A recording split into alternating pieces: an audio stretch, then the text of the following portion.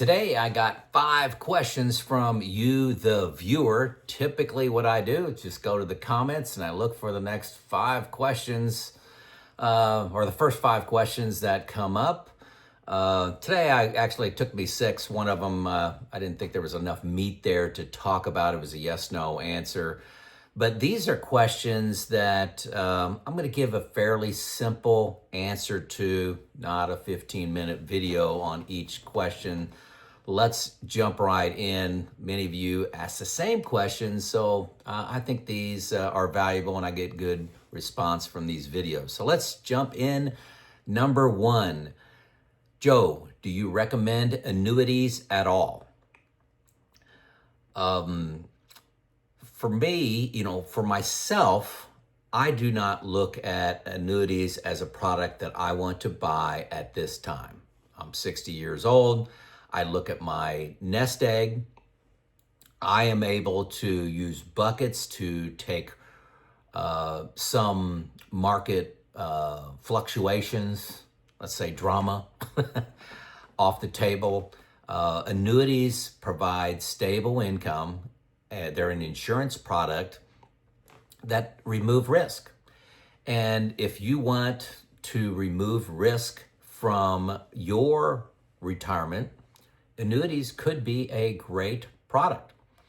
I don't want to do that for me. So I don't recommend to buy annuity or don't buy annuity. I don't have no recommendation at all. It could be a great product for you or not a great product for you. You need to have a plan, okay? Your plan, when the market goes down 30% this year, 20% the next year, how does your portfolio perform, okay? And if it completely falls apart, you need to come up with a plan to make sure that it doesn't. You got to stress test your plan. What can go wrong? Stress test it through the 2000s, 2000 to 2010 time period, 2022. 2022 was pretty short. But annuities are a tool to remove risk. A pension is an annuity. A Social Security is a form of an annuity, okay? They are automatic. Every year, every month, you're going to get that payment from an annuity. I choose to use buckets of money. I have 20% of my investments in fixed assets that shouldn't have a big change in them. And that is how I'm protecting myself from drama, and I can sleep at night with that. But that is not the right decision for anyone but Joe, okay? So don't feel like a failure if you pick an annuity. Don't feel like a winner if you don't pick an annuity. It's really a personal choice. If you can't sleep at night because of the market drama, annuity could be the best thing you ever do because it'll allow you to spend more money with confidence, okay? So that's why I don't talk about annuities a lot. It's not something I'm doing because I'm using another approach.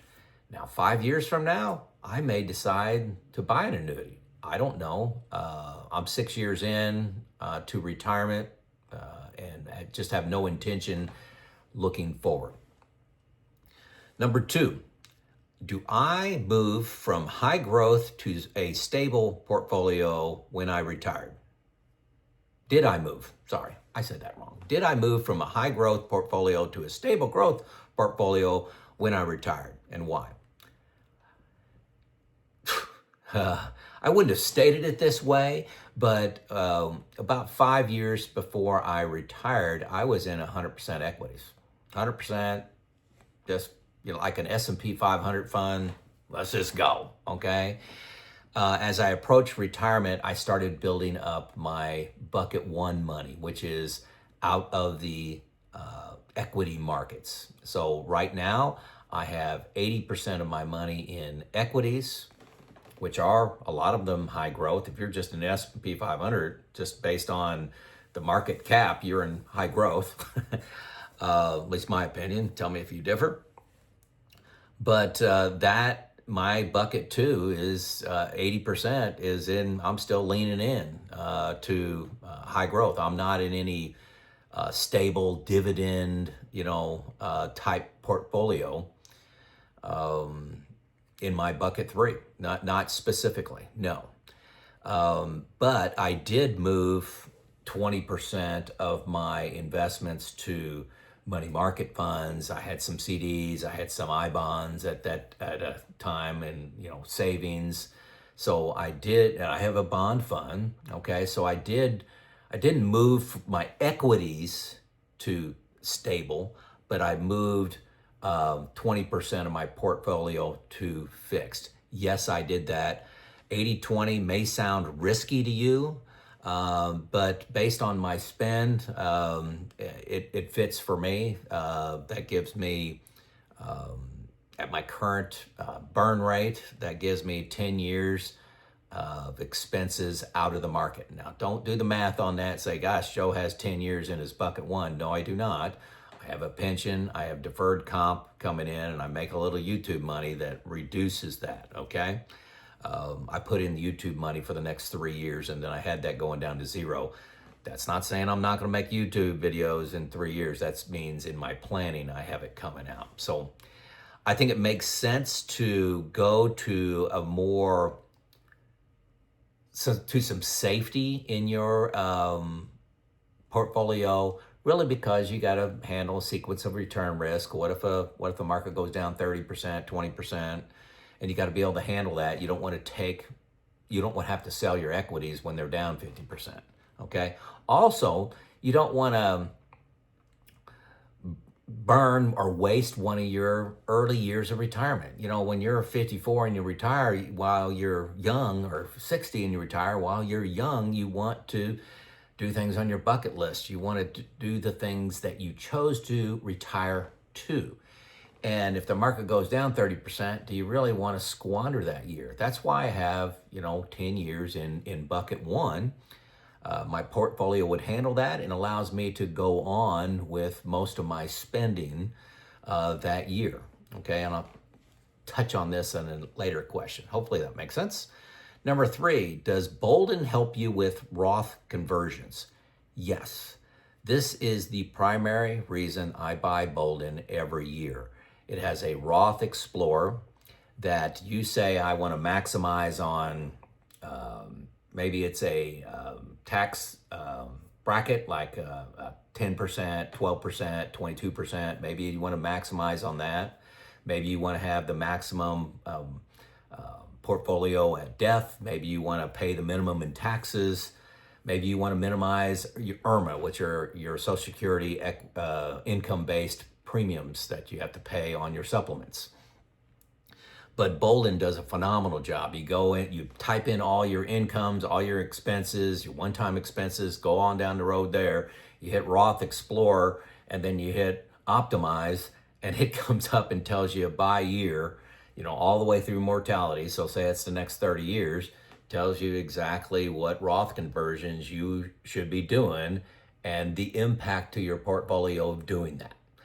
You can do that on pessimistic assumptions, average assumptions, and optimistic assumptions with a click of a mouse. It just goes through all those, so you can see if during RMD time you hit into the 24% bracket, the 32% bracket, and then it will just come out and say you need to do a $72,521 Roth conversion in 2025.